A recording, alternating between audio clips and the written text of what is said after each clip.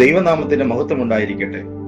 വിശുദ്ധ മർക്കോസിന്റെ സുവിശേഷം 2-ാം അധ്യായം 1 മുതൽ 12 വരെയുള്ള തിരുവചനങ്ങളാണ് ഇന്നത്തെ വിചിന്തനത്തിനായി നൽകപ്പെട്ടിരിക്കുന്നത്. തളർവാദ രോഗിയെ സുഖപ്പെടുത്തുന്ന സംഭവം. യേശു പരസ്യജീവിതം ആരംഭിച്ചു കഴിഞ്ഞപ്പോൾ യേശുവിന്റെ വചനം കേൾക്കുവാനും സൗഖ്യം പ്രാപിക്കുവാനും ധാരാളം ആളുകൾ യേശുവിന്റെ അടുക്കിലേക്ക് ഓടിക്കൂടുന്നത് സാധാരണമായിരുന്നു.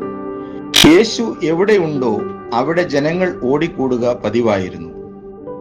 യേശു വചനം പ്രഘോഷിച്ചു കൊണ്ടിരുന്നപ്പോൾ 4 പേർ ഒരു തളർവാദ രോഗിയെ എടുത്തുകൊണ്ടുവന്നു.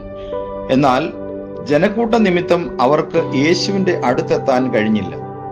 അതിനാൽ യേശു ഇരുന്ന സ്ഥലത്തിന്റെ മേൽക്കൂര പൊളിച്ച് തളർവാദ രോഗിയെ അവർ കിടക്കയോടെ താഴോട്ടിറക്കി. അവരുടെ വിശ്വാസം കണ്ട് യേശു തളർവാദ രോഗിയോട് പറഞ്ഞു, മകനെ, നിന്റെ പാപങ്ങൾ ക്ഷമിക്കപ്പെട്ടിരിക്കുന്നു. യേശുവിന്റെ അടുക്കിലേക്ക് കടന്നു വരാൻ തടസ്സമായി നിൽക്കുന്ന 2 കാര്യങ്ങളാണ് ജനക്കൂട്ടവും മേൽക്കൂരയും. യേശുവിന്റെ അടുക്കിലേക്ക് എത്താൻ തടസ്സമായി നിൽക്കുന്ന പല മേൽക്കൂരകളും നമ്മുടെ ജീവിതത്തിൽ കാണും. അഹങ്കാരത്തിന്റെ മേൽക്കൂര, സ്വാർത്ഥതയുടെ മേൽക്കൂര, ഞാനെന്ന ഭാവത്തിന്റെ മേൽക്കൂര, അശുദ്ധിയുടെ മേൽക്കൂര, അറിവിന്റെ മേൽക്കൂര എന്നിങ്ങനെ യേശുവിന്റെ അടുക്കലേക്ക് കടന്നു ചെല്ലാൻ തടസ്സമായ പല മേൽക്കൂരകളും നമ്മുടെ ജീവിതത്തിലുമുണ്ട്.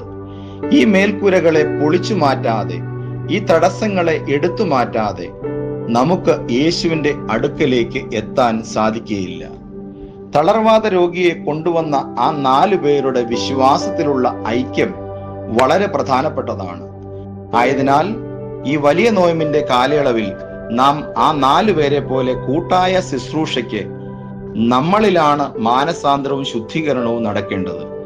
അപ്പോൾ മാത്രമേ നമുക്ക് ഓരോരുത്തർക്കും ഒരു സുവിശേഷകനായി, സുവിശേഷകിയായി തീരാൻ സാധിക്കുകയുള്ളൂ.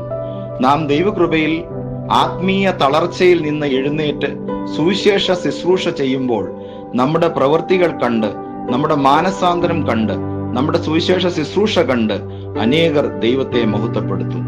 നന്ദി, നമസ്കാരം.